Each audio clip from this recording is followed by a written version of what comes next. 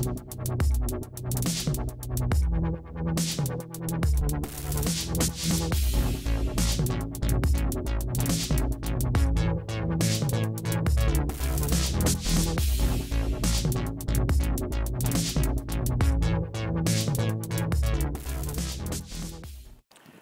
back, YouTube.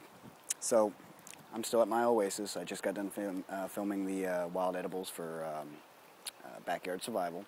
And I remembered while I was at home doing a little research that I stumbled across a gentleman who had actually accomplished to boil water in a water bottle over a fire.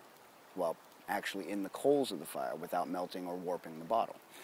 Now, I've seen it done before where you actually suspend it over the fire, but I had never seen that, so I was intrigued, and I watched his video, and he didn't cut frame at all, and he did it all the way through and actually got water to boil. So, I'm going to give that a try, just the way he did it. Now, I would love to give him props for showing me, but I don't remember his name. So, if you stumble across his video, or you look up boiling water in a plastic bottle, you'll come across his video. He does it in a barbecue pit. That was the one I saw, so he may have got it from somebody else, but you know, kudos to him because that's an awesome idea. So that's what I'm going to show you right now. First, we obviously got to have a fire going and get it to where it's just coals. So as you can see, I have a fire going, and I'm going to let it burn down till it's just coals. But meanwhile, I'm going to prep the bottle the way he had showed over the video. So I'm going to pause the video real quick, and we're going to get back into doing some more survival work with Sagesurvival. All right, stay tuned. All right, YouTube, as you can see, this is a murky creek. It's got a little bit of stuff in it. They're going to say on, you know, any survival video or whatever, it definitely says do not drink contaminated water. But I'm under the impression that I seriously doubt this water is contaminated with, you know, any kind of real chemical poisons or anything like that. But it definitely has some nasty critters in it. So what we're going to do is do like he said in the video, and what you do is completely submerge the bottle. And you got to get all the air out. Now I got to get right here where I can completely submerge it.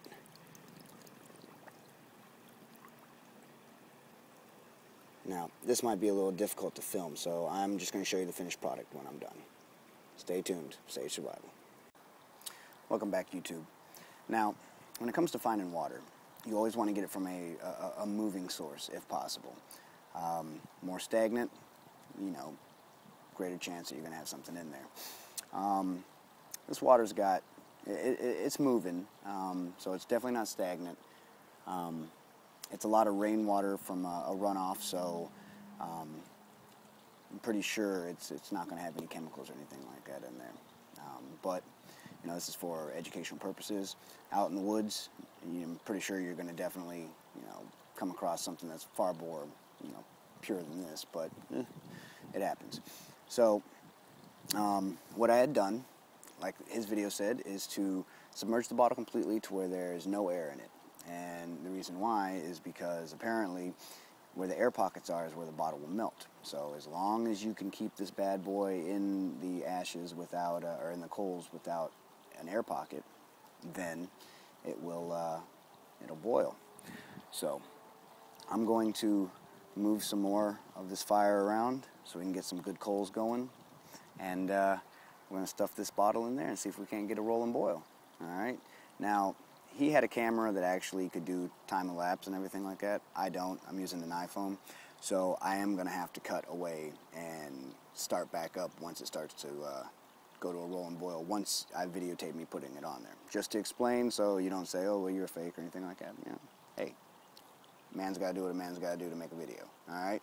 So stay tuned, YouTube. And once I get this bad boy ready, I'll start it back up and we'll go from there. All right? Sagesurvival. All right, YouTube. So, as you can see, the fire's dying down. So I'm going to put this bad boy right in there. Now, I got a little bit of an air bubble in there. This lid obviously isn't the right one for this bottle, and that apparently affects it. So, as long as I keep the fire off of that particular spot, I should be good. So we're going to see how long this takes. I don't have a stopwatch on me right now, so I can't really tell you how long it takes. I'll just tell you if it was quick or it took a while. So we're just going to see if we can do it without melting the bottle, and see if we can get a rolling boil. If that's the case, we can get a rolling boil, and then we've succeeded. Alright, so let's just keep an eye on it for a little bit and see where it goes. So I'll turn the camera back on when I start seeing bubbles. Alright, stay with us, YouTube. Sage Survival. Alright, YouTube, welcome back. So we're hitting the it's probably about the, I want to say 5-6 minute mark. And as you can see, if you look close enough, there's little bubbles, and I got some bubbles rising, which is the beginning of a rolling boil. And, you know, there's some spots here and there where I couldn't keep the flame off the bottle, and I'm getting a little bit of warpage. But all in all, the container's still sound, and I have no leaks. I'm sure I wouldn't want to do this more than a couple of times with one bottle, but, you know, this amount of fluid right here could definitely get me through, you know, a day or so of a survival situation in a decently, you know, cool climate, 70s, 80s. You know, desert, different story, but, you know, where I'm at in Connecticut, if I was lost, I could be off a bottle of water like this for at least 2 days and have no questions asked. So, you definitely want to let it go for a rolling boil for at least, you know, 3 to 5 minutes. I like to go closer on the high end, just because I don't want rot gut or get a little bit of Giardia inside me, and cryptosporidium, all that good stuff. Well, not good stuff, but so we're going to let it continue. You know, I'm going to blow on a little bit more just to get that heat temperature up, so we can get this to a rolling boil, let it go, and then I'll let it cool and take a good swig from it, and I'll post in a couple of days if I got, you know, a bad stomach bug or something like that, and we'll go from there. Because I don't use tap water, I use it right out the creek. So if this can clean it out, you know what? Then it's definitely got the Sagesurvival stamp of approval.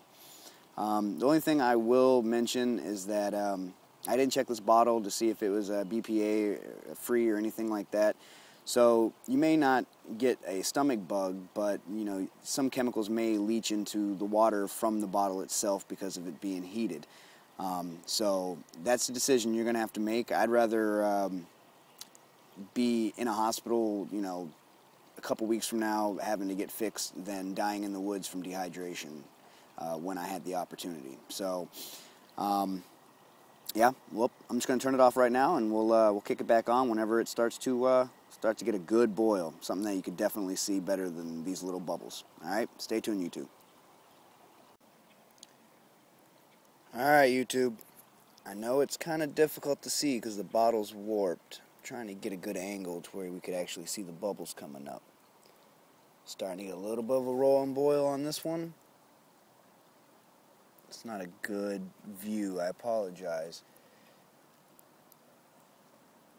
But the bubbles are rising.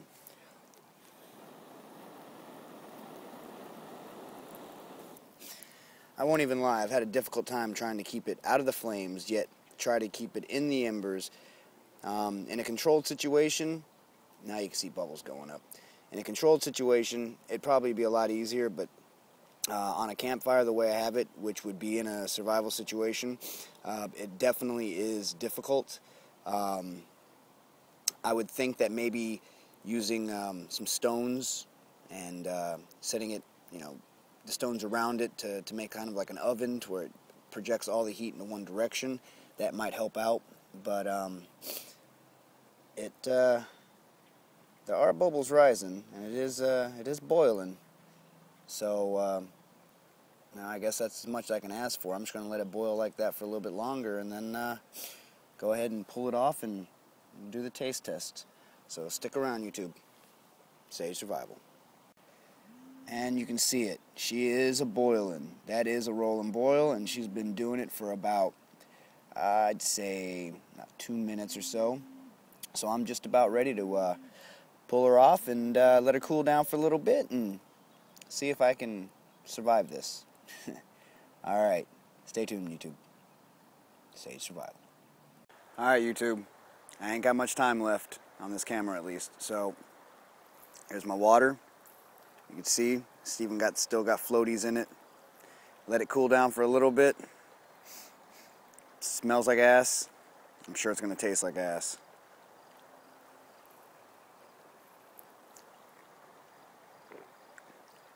It's not bad. I've had worse, but I definitely trust it. The bottle is warped, but not ruptured or compromised in any way. I bet you I could probably get one more boil out of it if I wanted to. But there you have it.